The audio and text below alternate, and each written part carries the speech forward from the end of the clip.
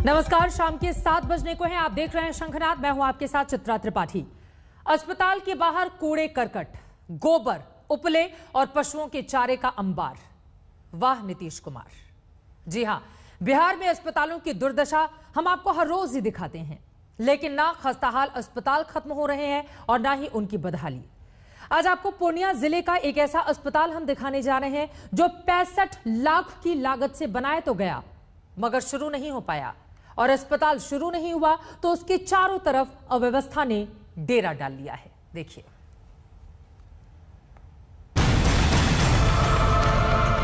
अस्पताल के बाहर कचरे का अंबार। आह नीतीश कुमार। अस्पताल बंद है, भूसे से भरा द्वार। आह नीतीश कुमार। अस्पताल के बाहर उपले, गोबर की भरमार। आह नीतीश कुमार। अस्पताल के चारों ओर बांस बल्ली की कतार। आह नीतीश कुमार। बताइए कैसे कह दे वाह नीतीश कुमार। आह तो भरनी ही पड़ेगी, क्योंकि ये जो मटमैली होती जा रही सफेद इमारत आप देख रहे हैं ना, ये स्वास्थ्य केंद्र है, यानी अस्पताल। इस अस्पताल के बाहर एक नजर आप भी डाल लीजिए, क्योंकि ना तो नीतीश कुमार को फुर्सत है कि वो इस अस्पताल को देखें, न उनके स्वास्थ्य मंत्री को। तो देखिए, अस्पताल भी देखिए, अस्पताल के बाहर लगे उपलों के ढेर भी देखिए, नीतीश सरकार का अंधेर भी देखिए, पशुओं का चारा भी देखिए और टहलते पशु आवारा भी देखिए। देखिए जनाब, देखिए। पहली नजर में आपको लगेगा ये गौशाला है जहां गायें बंधी हैं, मगर बताया ना आपको कि यह गौशाला नहीं, अस्पताल है, अस्पताल। पूर्णिया जिले के धमदाहा प्रखंड के अमारी गांव में बना अस्पताल। कोरोना काल में जहां लोग इलाज के लिए शहर की ओर भाग रहे हैं, निजी अस्पतालों की ओर, बड़े बड़े सरकारी अस्पतालों की ओर भाग रहे हैं, वैसे में अगर आपको हम ये बताएं कि एक ऐसा अस्पताल भी है, एक ऐसा स्वास्थ्य केंद्र मौजूद है जिसे बने हुए 6 साल से भी ज़्यादा का वक्त हो चुका है, लेकिन पिछले 6 सालों में इस स्वास्थ्य केंद्र की शुरुआत तक नहीं हुई है, तो हैरानी नहीं होनी चाहिए, क्योंकि ऐसा एक स्वास्थ्य केंद्र मौजूद है ठीक मेरे पीछे। ये आप देख रहे हैं, ये पूर्णिया जिले के धमदाहा प्रखंड में अमारी गांव में ये अतिरिक्त प्राथमिक स्वास्थ्य केंद्र मौजूद है। और 2010 में बताया जा रहा है कि इसका निर्माण शुरू हुआ और 2015 में ये बनकर तैयार हो गया, लेकिन 2015 से लेकर 2021 यानी कि पिछले 6 सालों से ये अस्पताल इंतजार कर रहा है कि कोई इसका उद्घाटन करे तो इसके दरवाजे खुले, और दरवाजे अगर खुले तो फिर मरीज इसमें आए और उनका इलाज हो सके। ये है अस्पतालों की असली हकीकत बिहार में, जहां 6 साल से एक अस्पताल तकरीबन 65 लाख की लागत से बनकर तैयार है, लेकिन 6 साल से इसका उद्घाटन नहीं हुआ है, इसे खोला नहीं गया है, जिसकी वजह से जो आसपास के इलाके में रहने वाले लोग हैं उनको दर दर भटकना पड़ता है, शहर की ओर जाना पड़ता है, पूर्णिया जाना पड़ता है, मधेपुरा जाना पड़ता है। नीतीश बाबू सुने या ना सुने, लेकिन आपने सुना कि नहीं, 6 साल से ये अस्पताल बनकर तैयार है। 65 लाख रुपए की लागत से बनाया गया था इसे, लेकिन अस्पताल शुरू ही नहीं हुआ। आपको हम तस्वीरें दिखा रहे हैं इस स्वास्थ्य केंद्र के मुख्य द्वार की, जहां आप देख सकते हैं ताला जो लगा है वो भी जंग खा चुका है। और ये पूरा का पूरा आप परिसर देख लीजिए, ये ग्रामीणों के काम आ रहा है। यहाँ मवेशियों का चारा रखा जाता है, गोबर का गोईठा जो है वो सुखाने के काम आ रहा है, वो रखने के काम आ रहा है। और ये तस्वीरें बेहद हैरान करने वाली है, क्योंकि हमने ऐसी कई तस्वीरें दिखाई हैं जहां पर स्वास्थ्य केंद्र जर्जर हालत में है, खंडहर में तब्दील हो चुका है। लोग उसका इस्तेमाल मवेशी रखने के लिए, भूसा रखने के लिए कर रहे हैं, लेकिन ये एक ऐसे अस्पताल की तस्वीर है, बिल्कुल बनकर तैयार है पिछले 6 सालों से, लेकिन इसका उद्घाटन नहीं हुआ है। यहाँ तक आए हैं तो आइए नजदीक से देखिए इस अस्पताल को। खिड़कियां टूट गई हैं, बिजली पानी के मीटर इंतजार कर रहे हैं कि कभी तो चले हम भी। अस्पताल के प्रवेश द्वार पर पशुओं के चारे का ढेर है, उपले हैं, लकड़ियां हैं। एक वाक्य में कहें तो नीतीश सरकार की लापरवाहियां हैं, बेशर्मी है, अव्यवस्था है। मगर क्यों है, यहीं के लोगों से सुनिए, क्योंकि हम कहेंगे तो कहोगे कि कहते हैं। चूँकि यहाँ की जनता और मुखिया दोनों राजद के समर्थक हैं। यहाँ विरोधी दल के एमपी हैं, विरोधी दल के विधायक हैं, उच्च वर्ग से आते हैं विधायक।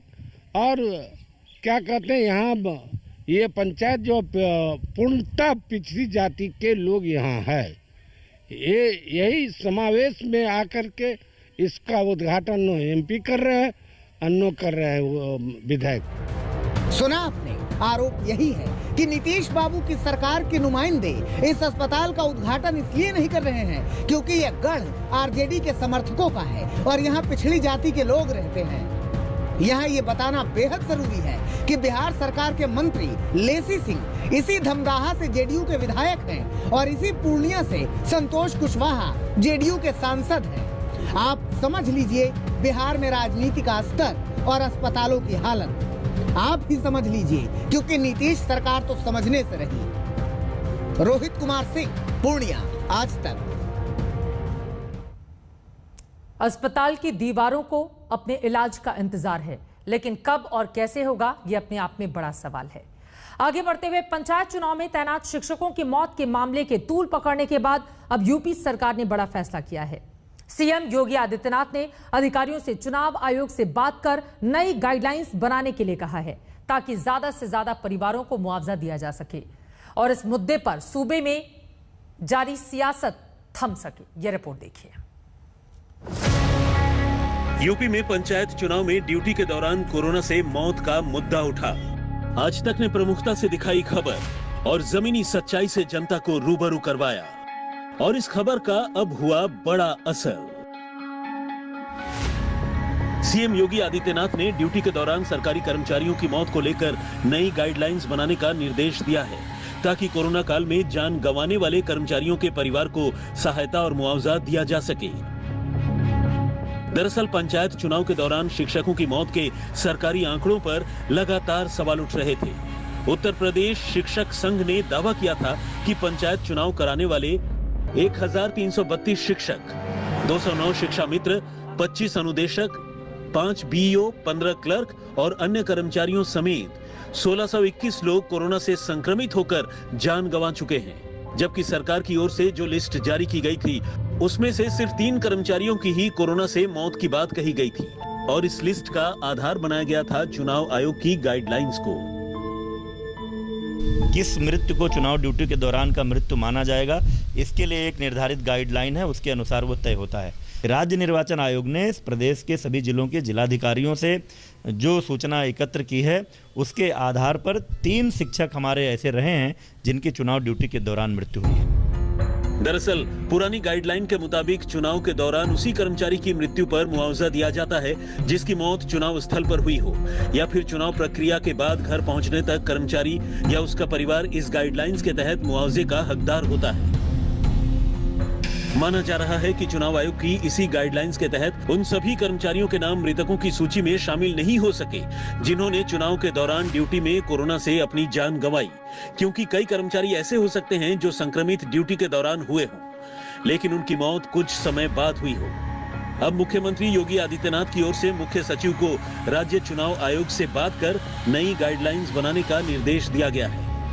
इसके तहत शिक्षक, शिक्षा मित्र, अनुदेशक, रोजगार सेवक, पुलिसकर्मी के साथ वो सभी कर्मचारी आएंगे जिनकी चुनाव ड्यूटी के दौरान कोरोना संक्रमित होने से जान चली गई।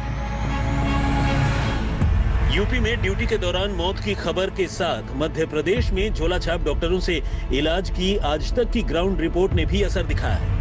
आज तक ने दिखाया था कि कैसे मुसीबत के इस दौर में एमपी के गांव के लोग झोलाछाप डॉक्टरों से इलाज के लिए मजबूर हैं। इस खबर के बाद भोपाल के सांगाखेड़ा गांव में सभी झोलाछाप डॉक्टरों के क्लिनिक बंद कराए गए हैं। साथ ही ब्लॉक अधिकारियों को तलब किया गया है। लखनऊ से कुमार अभिषेक के साथ रवीश पाल सिंह, भोपाल, आज तक। आज तक ने जब इस खबर को प्रमुखता से दिखाया, तब जाकर सरकार की नींद टूटी। बहरहाल कोरोना के इस दौर में साथ मिलकर महामारी का मुकाबला करने की जरूरत है, लेकिन मुसीबत के समय में सियासत कम नहीं हो रही। आज प्रधानमंत्री नरेंद्र मोदी ने 10 राज्यों के डीएम की बैठक बुलाई। उद्देश्य था कोरोना के खिलाफ लड़ाई पर आगे की रणनीति बनाना। लेकिन इस बैठक के बहाने ममता बनर्जी ने पीएम मोदी पर ऐसा हमला बोला कि मीटिंग पर महाभारत छिड़ गई।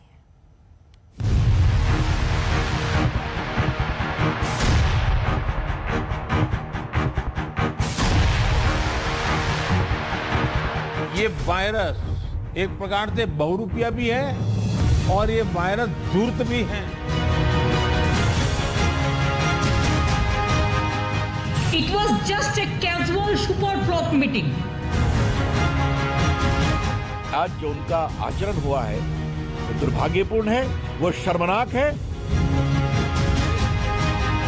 बैठक तो थी कोरोना के खिलाफ जंग पर रणनीति को लेकर, लेकिन जो नतीजा निकला उसने महामारी पर रणनीति के बजाय राजनीति को ही बढ़ा दिया।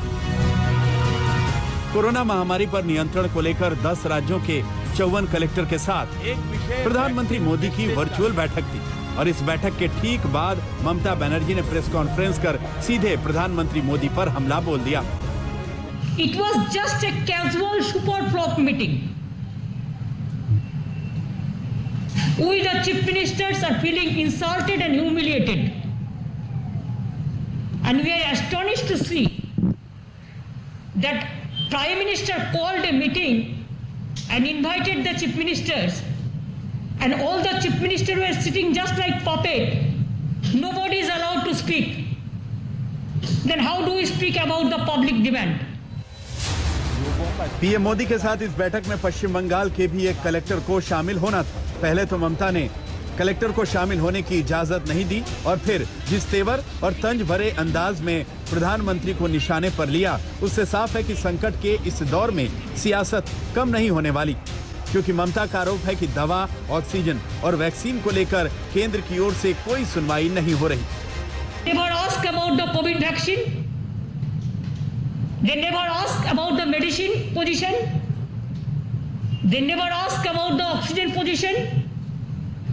They never ask about the remdesivir, the medicine, the urgent, what is not available in the market now. They didn't ask us for the black fungus, that new disease. ममता का हमला यही नहीं रुका, उन्होंने तो यहाँ तक कह दिया कि क्या राज्य सरकारें केंद्र की बधुआ मजदूर हैं। There are so many chief ministers' name was enlisted. Bengal to Maharashtra to Kerala to so many, but nobody was allowed to speak. What they think? Are we the bonded labor or are we the puppet? Only what his master voice, their matter, and opposition is no matter.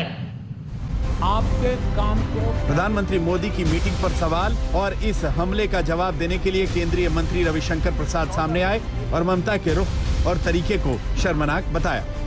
ये एक मुख्यमंत्री के द्वारा प्रधानमंत्री के द्वारा बुलाई गई मीटिंग में इस तरह का अशोभनीय आचरण करना ये बहुत ही दुर्भाग्यपूर्ण है और ये कोई ममता जी पहली बार नहीं कर रही हैं। हमें लगा कि आज जो उनका आचरण हुआ है वो दुर्भाग्यपूर्ण है, वो शर्मनाक है और उसकी हम गंभीर रूप से निंदा करते हैं। इस बार पलटवार के बीच ममता बनर्जी ने प्रधानमंत्री को एक चिट्ठी भी लिखी है जिसमें बंगाल के केंद्रीय कर्मचारियों को जल्द से जल्द वैक्सीन की मांग की।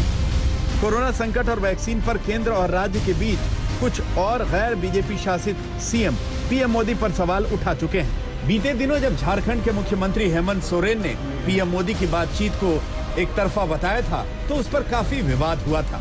इस हमलों और विवाद के बीच प्रधानमंत्री मोदी लगातार राज्यों के मुख्यमंत्रियों से बातचीत कर जमीनी स्थितियों का जायजा ले रहे हैं। इस कड़ी में आज दूसरी बार प्रधानमंत्री ने जिलाधिकारियों से संवाद किया और कोरोना वायरस को बहरूपिया बताते हुए इससे निपटने के लिए नई रणनीति पर जोर दिया। ये वायरस म्यूटेशन में स्वरूप बदलने में माहिर है, एक प्रकार से बहुरूपिया भी है और ये वायरस धूर्त भी है। तो हमारे तरीके और स्ट्रेटेजीज भी डायनेमिक होने चाहिए। कोरोना पर काबू पाने के लिए सरकार की कोशिशों के बीच सियासत की डोज कम नहीं हो रही। अब ममता बनर्जी के इन ताजा हमलों ने हंगामा और बढ़ा दिया है। आज तक ब्यूरो। आज प्रधानमंत्री नरेंद्र मोदी ने एक बार फिर से जिलों के डीएम से बातचीत की, जिसमें गांव में कोरोना के हालात पर चिंता जताई गई और ग्रामीणों को भरोसे में लेने पर जोर दिया गया। बीते कुछ समय में ऐसे अनेक सुझाव मिले हैं। अनेक जिलों में परिस्थिति के अनुसार कई इनोवेटिव तरीकों की भी जानकारी आप लोगों से मिली है। गांवों में कोरोना टेस्ट की सुविधा अधिक से अधिक लोगों तक पहुंचाने के लिए मोबाइल वैन का तरीका कई लोगों ने अपनाया है। स्कूलों, पंचायत भवनों को कोविड केयर सेंटर्स में परिवर्तित करने का कुछ लोगों ने इनिशिएटिव लिया है। आप लोग खुद गांव-गांव जाते हैं, वहां की व्यवस्थाओं की निगरानी करते हैं, आप ग्रामीणों से बात करते हैं, तो इससे जो वहां का सामान्य नागरिक है या वहां के गांव के जो एक प्रकार से लीडर लोग हैं, 5 होते हैं, 10 होते हैं, 15 होते हैं, अलग अलग क्षेत्र के होते हैं, उनको जब शंकाओं का समाधान होता है और डायरेक्टली आपके साथ जुड़ते हैं तो उनका आत्मविश्वास अनेक गुना बढ़ जाता है। आपकी मौजूदगी से, आपके संवाद से गांव में ये डर निकल जाता है कि कुछ हो गया तो हम कहां जाएंगे। इससे लोगों में साहस के साथ ही अपने गांव को बचाने की जागरूकता भी बढ़ती है। और मेरा आग्रह है, हमें गांव-गांव यही संदेश पक्का करना है कि हमें अपने गांव को कोरोना से मुक्त रखना है और लंबे अरसे तक जागरूकता से प्रयास करना है। यकीनन हिंदुस्तान गांव में बसता है और जरूरी है कि वहां की व्यवस्था को तुरंत ठीक किया जाए ताकि कोरोना जो पैर पसार रहा है लगातार तेजी से गांव में, उस पर तुरंत रोक लग सके। आगे बढ़ते हुए बात अब ताउते तूफान की, जो बार्ज P305 पर कहर बनकर बरसा। अब तक 37 लोगों की जान जा चुकी है, वहीं कई अभी भी लापता हैं जिनकी तलाश लगातार जारी है। इन सबके बीच अब मामले में सियासत भी तेज हो गई है। सवाल वही कि आखिर जब ताउते का अलर्ट था तो फिर जहाज को सुरक्षित जगह पर क्यों नहीं भेजा गया।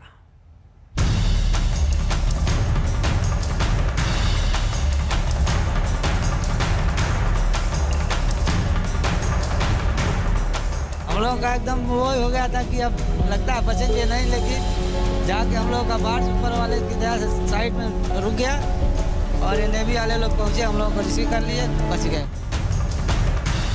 ये खौफ की तस्वीरें हैं, ये मौत को करीब से देखने के बाद का डर है। कुछ किस्मत वाले थे जो ताउते के कहर के बीच बच गए, लेकिन कई ऐसे भी थे जो समंदर के बीच में हुए जिंदगी और मौत के संघर्ष में हार गए। बार्ज P305 जहाज पर सवार इन लोगों ने करीब 48 घंटे तक खौफ का तांडव देखा। सर हम लोग ONGC का काम कर रहे थे, हम लोग ये चीज HRD प्लेटफॉर्म पे, आयरलैंड पे हम लोग सर 24 घंटे तक थे उधर ही। 17 तारीख से सर हम लोग 18 तारीख का रिकवरी हम लोग हो गए सुबह के टाइम में।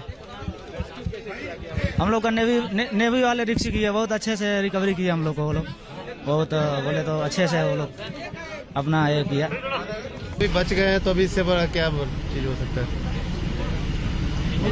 नया जन्म बोला जाएगा सर मौत को। हाँ सर, बहुत हेल्प किया उसने, इंडियन नेवी ने। घंटों तक पानी में थे, 8-10 घंटे तक। समंदर के 30 फीट ऊपर तक उफान मारती लहरें, 100 किलोमीटर प्रति घंटे की रफ्तार से भी तेज चलती हवाएं, आसमान से होती मूसलाधार बारिश, जिनके बीच देश की नौसेना के जाबाज किसी देवदूत से कम नहीं थे। रेस्क्यू में INS कोलकाता और INS कोच्चि की मदद ली गई। मदद के लिए मुंबई पहुंचे INS कोलकाता से बचाए गए लोगों के साथ ही तूफान में जान गंवाने वालों के शव लाए गए। चक्रवात ताउते के दौरान ONGC का बार्ज P305 डूब गया था। इस पर कई मजदूर सवार थे। अभी तक 188 लोगों को बचाया जा चुका है, जबकि 37 शव बरामद किए गए हैं। आईएनएस कोच्चि भी एक बार फिर से रेस्क्यू ऑपरेशन में शामिल हो गया है। नौसेना के सामने बार्ज P305 के लापता लोगों की तलाश एक बड़ी चुनौती है।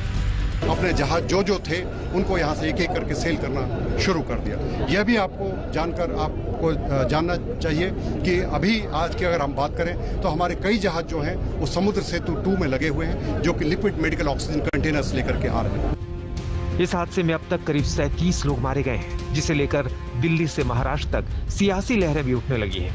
कांग्रेस नेता सचिन सावंत ने सीधे गैस पेट्रोलियम मंत्री धर्मेंद्र प्रधान का इस्तीफा मांगा है, तो नवाब मलिक भी केंद्र को घेर रहे हैं। ये स्पष्ट रूप से मानव जनित त्रासदी है, क्योंकि काफी पहले ताउते चक्रवात की चेतावनी दी गई थी। धर्मेंद्र प्रधान को नैतिक जिम्मेदारी लेते हुए इस्तीफा देना चाहिए। कोरोना महामारी के प्रबंधन में मोदी सरकार की लापरवाही से पहले ही लाखों मौतें हो चुकी हैं और अब भी वह वही रूप दिखा रही है। मोदी सरकार अपनी इतनी बड़ी गलतियों से कब सबक लेगी? Despite this alert by state and IMD, ONGC has neglected the alert. The 600 workers' lives were in danger. They were not shifted to the safer place. And due to that, one of the barge has been drawn. 37 people lost their life. More than 40 people are still missing. Hundreds of workers were fighting in a rough sea for their lives. The responsibility should be fixed. उधर petroleum मंत्री धर्मेंद्र प्रधान ने जांच के लिए 3 सदस्यीय team का गठन किया है, जो 1 महीने में अपनी रिपोर्ट सौंपेगी। इस बीच मुंबई के येलो गेट पुलिस स्टेशन में एक एडीआर दर्ज की गई है। बार्ज P305 के क्रू मेंबर की मौत के बाद ये एडीआर दर्ज हुई है। बहरहाल लापरवाही को लेकर सवाल बड़े हैं। आखिर क्यों, जब तूफान की चेतावनी थी तो जहाज को सुरक्षित जगह क्यों नहीं पहुंचाया गया? क्यों सैकड़ों लोगों को मौत के मुंह में झोंका गया? अभिषेक भल्ला और मंजीत नेगी के साथ साहिल जोशी, मुंबई, आज तक। और इसी से जुड़ी हुई इस वक्त की बड़ी खबर आपको दे दें, नौसेना का रेस्क्यू ऑपरेशन लगातार जारी है। अब तक 49 शव बरामद किए जा चुके हैं। हादसे का आज चौथा दिन है। अभी भी कई ऐसे क्रू मेंबर हैं जो लापता हैं, लेकिन अब तक 49 शव बरामद हो चुके हैं।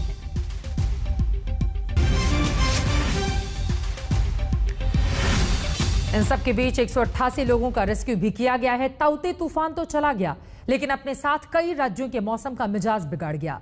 दिल्ली में कल जमकर बारिश हुई, जिसके बाद कई इलाकों में जलभराव की समस्या देखने को मिली। उत्तर प्रदेश के भी कई जिलों में बारिश हुई है। वाराणसी में भारी बारिश के बाद एक बिल्डिंग ताश के पत्तों की तरह ढह गई। बिहार से लेकर राजस्थान के कई जिलों में बारिश हुई। इसके अलावा उत्तराखंड में भी मौसम का मिजाज बिगड़ा। चमोली से लेकर केदारनाथ तक बारिश हुई। चमोली में तो भारी बारिश के बाद लैंडस्लाइड हुई, जिसके बाद बद्रीनाथ राष्ट्रीय राजमार्ग 58 पर कई जगहों पर सड़कें टूट गईं।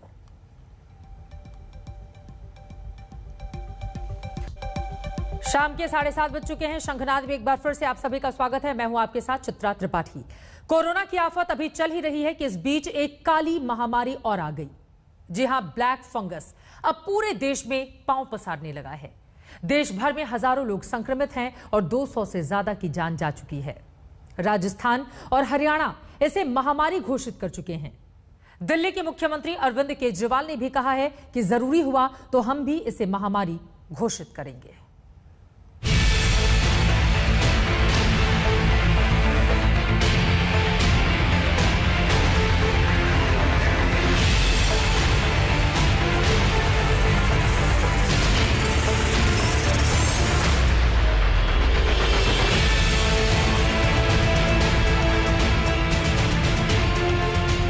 आफत पर आफत, महामारी पर महामारी।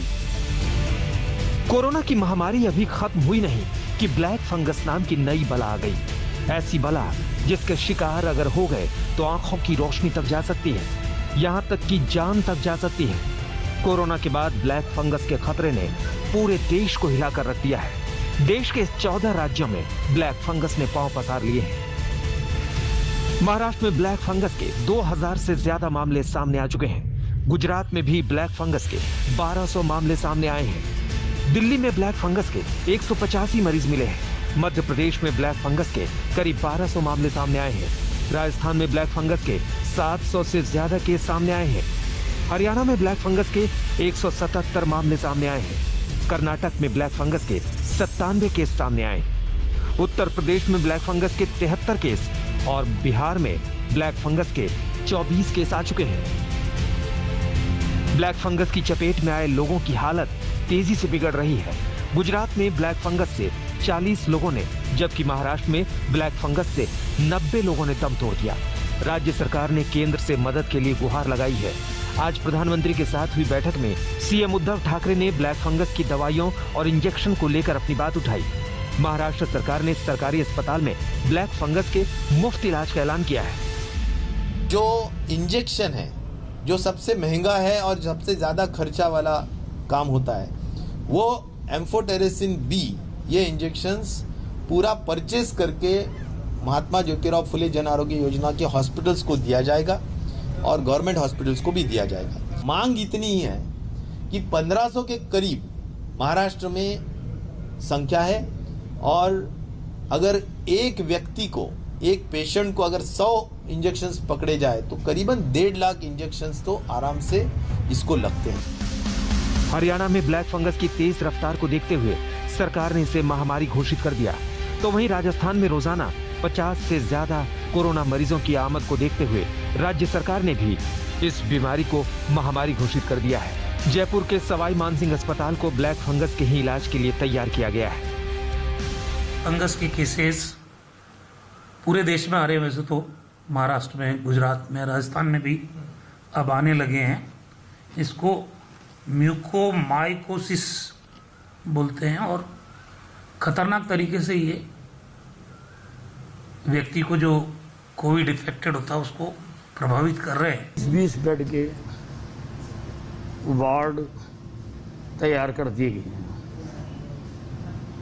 और सभी अस्पतालों को कहा गया है, सिविल अस्पतालों को, कि अगर उनके पास कोई ब्लैक फंगस का केस आए तो ये बेहतर है कि उसको वो मेडिकल कॉलेज में रेफर कर दें, क्योंकि वहाँ सारी सुविधाएं प्रदान की जा रही हैं। राजधानी दिल्ली में ब्लैक फंगस के 185 मामले सामने आने के बाद सरकार हरकत में आ गई है। मुख्यमंत्री अरविंद केजरीवाल ने अधिकारियों के साथ बैठक की।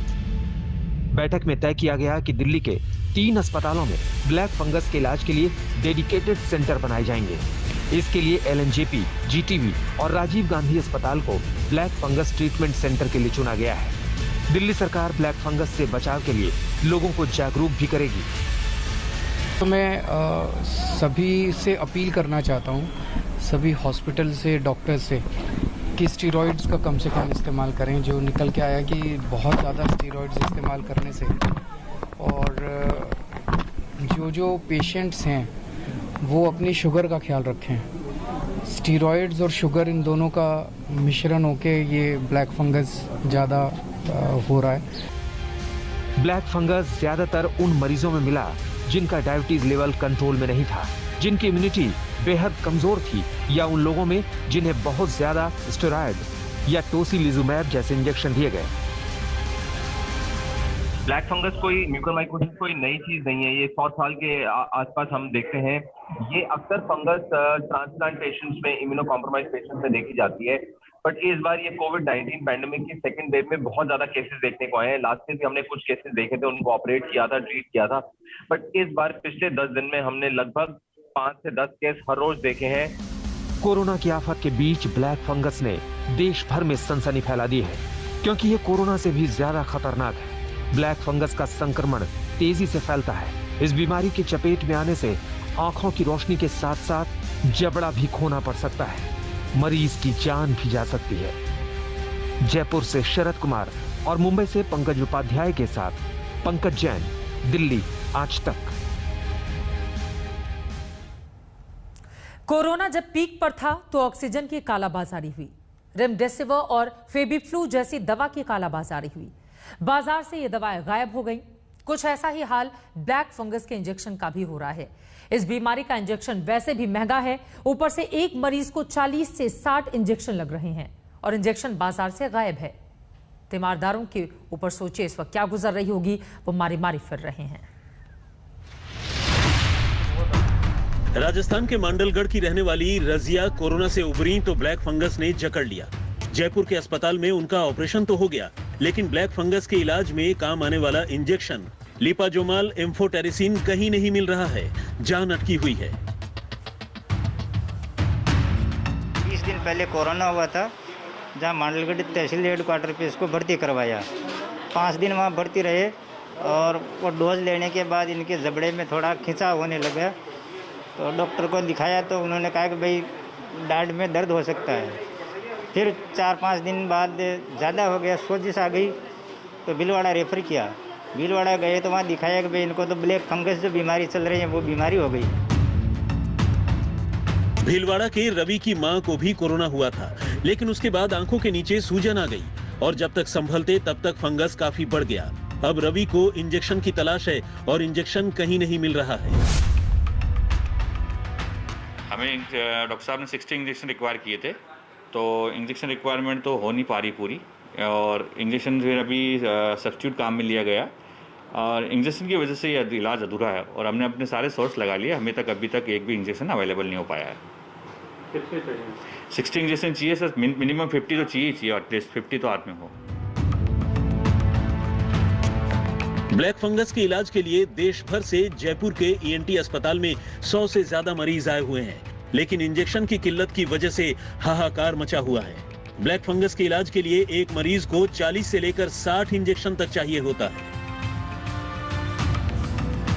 अभी ये समस्या बरकरार है, हालांकि इसको रोकने के सारे प्रयास युद्ध स्तर पर जारी हैं और इससे निपटने के लिए सरकार के साथ भी बातचीत चल रही है और बहुत ही सकारात्मक चीज़ें सामने आई हैं। सरकार भी हमारे मुख्यमंत्री जी के निर्देशन में सारे अधिकारी ये दवाई की उपलब्धता के लिए युद्ध स्तर पर जुटे हुए हैं और कुछ उपलब्धता शुरू भी हो गई है। अब उम्मीद आने वाले समय में वो पूरी हो जाएगी और रोकथाम ही इसका इलाज है। अगर रोगी जल्दी सही समय पर अगर इसके लिए आए इलाज के लिए, तो इलाज की संभावना सबसे ज़्यादा रहती है। राजस्थान में रोजाना ब्लैक फंगस के 50 से ज्यादा मरीज सामने आ रहे हैं, लेकिन इलाज कैसे हो, इंजेक्शन तो है ही नहीं। ये हाल तब है जब राज्य में ब्लैक फंगस को महामारी घोषित कर दिया गया है। जयपुर के इस जैन ईएनटी अस्पताल में 100 से ज्यादा ब्लैक फंगस के मरीज देश भर से आए हुए हैं और जिस तरह से ब्लैक फंगस के इंजेक्शन की कमी हो रही है, लगातार डॉक्टर कोशिश कर रहे हैं किसी भी तरह से मरीजों को बचाने के लिए। इसके बावजूद बड़ी संख्या में मौतें हो रही है क्योंकि इंजेक्शन मिल नहीं रहा है। इन्हीं सब चीज़ों को देखते हुए राजस्थान सरकार ने महामारी घोषित किया है, लेकिन इसके बावजूद जिस तरह से मरीज बड़ी संख्या में बढ़ रहे हैं, निश्चित रूप से सरकार के लिए और अस्पतालों के लिए भी एक बड़ी चुनौती है। भोपाल के दक्ष ताम्रकर की मां भी 13 मई से ब्लैक फंगस से जूझ रही हैं। डॉक्टरों ने इलाज के लिए कम से कम 20 एम्फोटेरिसिन बी इंजेक्शन की जरूरत बताई है। तभी से दक्ष इंजेक्शन के लिए भोपाल से लेकर इंदौर, ग्वालियर तक भाग दौड़ कर चुके हैं, लेकिन इंजेक्शन कहीं नहीं मिल पाया है। डॉक्टर ने बोला है कि आपको कम से कम 20 से 30 इंजेक्शन लगेंगे और इंजेक्शन की कीमत भी 8,000 रुपये है, कोई कम कीमत नहीं है। तो उसको ढूंढते ढूंढते सर मैं तो परेशान हो गया हूँ। अब उसकी कोई समझ में नहीं आ रहा कि क्या करें, मिल ही नहीं रहा है। पूरे भोपाल में ढूंढ लिया, इंदौर में तक पता कर लिया, ग्वालियर में पता कर लिया, पर कोई अवेलेबिलिटी के बारे में कोई जानकारी ही नहीं मिल रही है। कुछ यही हाल प्रमोद का भी है, जो ब्लैक फंगस से पीड़ित अपने पिता के लिए एम्फोटेरिसिन बी इंजेक्शन तलाश रहे हैं, लेकिन उन्हें अभी तक नाकामयाबी ही हाथ लगी है। एडमिट है श्री राम का नहीं, एंड उनको भी यही प्रॉब्लम है। उनको सर्जरी हो गई है, लेकिन उनको पिछले 3-4 दिन से इंजेक्शन मिल ही नहीं रहा है। बाहर सारी शॉप्स में, दवा बाज़ार, हर जगह पता कर लिया, मिल ही नहीं रहा है, कहीं पे भी नहीं मिल रहा है। 14-15 को पता चल गया था कि चाहिए, लेकिन उनको पिछले 2-3 दिन से नहीं लगा है इंजेक्शन, क्योंकि है ही नहीं। इंजेक्शन की कमी की खबर सरकार को भी है। सरकार इंतजाम की बात कर रही है। ये सुनिश्चित कराए कि मध्य प्रदेश में ये इंजेक्शन आ सके। हमारे पास 2 कंसाइनमेंट आए भी हैं। मेडिकल कॉलेज में हमने उपलब्ध करा दिया और जो प्राइवेट सेक्टर में जिन चुनिंदा संस्थानों में इसका इलाज हो रहा है, क्योंकि हर जगह इलाज नहीं होता, इसमें कहीं ना कहीं सर्जिकल इंटरवेंशन की भी ज़रूरत पड़ती है। तो ऐसे प्राइवेट संस्थान जहां पर इसका इलाज चल रहा है, उसमें भी ये इंजेक्शन मिल सके, इसकी व्यवस्था हम कर रहे हैं। राजधानी दिल्ली में भी ब्लैक फंगस के इंजेक्शन की किल्लत हो गई है, जबकि ब्लैक फंगस के मरीज लगातार बढ़ रहे हैं। पर एक ही जवाब है जो सभी दुकानों से हमें मिल रही है, वो यही जवाब मिल रहा है, स्टॉक में नहीं है, अभी हफ्ते भर आने की उम्मीद नहीं है। ऐसे में जब दवाइयों की ज़रूरत है, क्योंकि कोविड के बाद एंटी फंगल दवाई इसलिए महत्वपूर्ण हो गई है कि ब्लैक फंगस की बीमारी जो कि आँखों पर, दिमाग पर, इन सब पर असर करती है, उसमें इसकी ज़रूरत होती है, लेकिन यहाँ पर नहीं है मुहैया, नहीं है मौजूद। केंद्रीय स्वास्थ्य मंत्रालय ने दावा किया है कि एम्फोटेरिसिन बी इंजेक्शन की सप्लाई बढ़ाने के इंतजाम किए गए हैं। हमने सारे ही स्टेट्स के साथ इस खराब बीमारी की चर्चा करी। हमने कई तरीकों से डॉक्टर्स को अवगत कराया और जानकारी दूर दूर तक पहुंचाने की कोशिश करी। एम्फोटेरिसिन बी की अवेलेबिलिटी पे खूब पुश है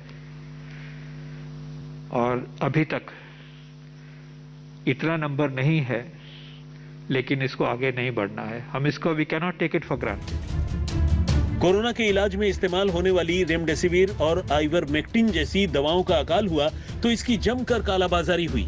वही हाल अब ब्लैक फंगस के इंजेक्शन का हो रहा है। इंजेक्शन की कमी और कालाबाजारी मरीजों की जान पर भारी पड़ रही है। दिल्ली में कुमार कुणाल के साथ शरद कुमार, जयपुर, आज तक। कोरोना से भी कहीं ज्यादा घातक साबित हो रहा है ब्लैक फंगस। अगर सही इलाज नहीं मिला तो पहले स्टेज से चौथे स्टेज में जाने में यह देर नहीं लगाता। सबसे ज्यादा ब्लैक फंगस के शिकार वो लोग हो रहे हैं जिन्हें पहले से ही डायबिटीज है।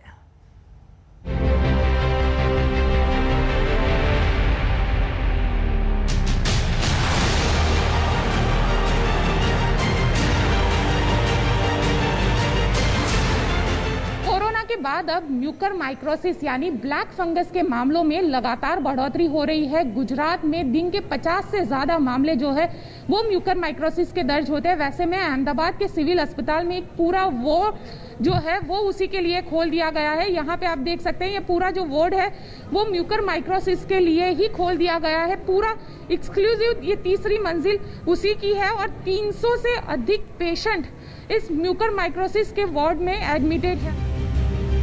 ब्लैक फंगस के बढ़ते मामलों ने सरकारों के होश उड़ा दिए हैं। कोरोना की दूसरी लहर अभी चल ही रही है, तीसरी का अलार्म बज चुका है, लेकिन इस बीच ब्लैक फंगस की नई महामारी ने अस्पतालों का हाल बेहाल कर दिया है। ये बेसिकली यहाँ पे जो कोरोना का संक्रमण हुआ है दूसरी पीक में, वो पूरे गुजरात में एक साथ हुआ है। जो पहली पीक थी उसमें अहमदाबाद पहले हुआ था, उसके बाद स्टेज वाइज सब सिटीज का इन्वॉल्वमेंट हुआ था। दिस टाइम जो कोरोना का संक्रमण है वो पूरे गुजरात में, पान गुजरात का इन्वॉल्वमेंट था। और ये म्यूकरमाइकोसिस जो है वो जो लोग इम्यूनो कॉम्प्रोमाइज होते हैं किसी तरह, जैसे कि अनकंट्रोल डायबिटीज़ हो और उनका लंबा आईसीयू में कोरोना के संक्रमण की वजह से उनका लंबा एडमिशन रहा हो। उत्तर प्रदेश में ब्लैक फंगस ने धमक दे दी है। लखनऊ, मेरठ और वाराणसी में ब्लैक फंगस ने कोहराम मचा रखा है। यूपी में ब्लैक फंगस के 100 से ज्यादा केस सामने आए हैं, जबकि ब्लैक फंगस से 9 लोगों की जान चली गई है। लखनऊ में ब्लैक फंगस के 50 मरीज सामने आए हैं। ये सभी मरीज लखनऊ के केजीएमयू में भर्ती कराए गए हैं। मेरठ में ब्लैक फंगस के 52 मरीज पाए गए हैं। वाराणसी में 13 मरीजों में ब्लैक फंगस का शक है। म्यूकरमाइकोसिस के अर्थात जो ब्लैक फंगस जैसे सामान्य भाषा में बोलते हैं, उसके अभी तक जितने मरीज भर्ती हुए हैं उनकी संख्या 50 है। इन 50 रोगियों में से जो 23 रोगी हैं वह कोविड से संक्रमित हैं और 27 ऐसे रोगी हैं जिसमें पोस्ट कोविड या कोविड निगेटिव हैं, वो जिनको ये रोग हुआ है।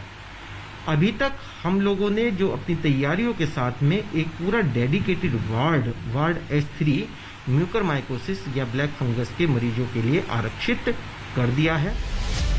यूपी के मुख्यमंत्री कार्यालय ने ब्लैक फंगस की रोकथाम और इलाज के लिए स्वास्थ्य विभाग को अलर्ट कर दिया है।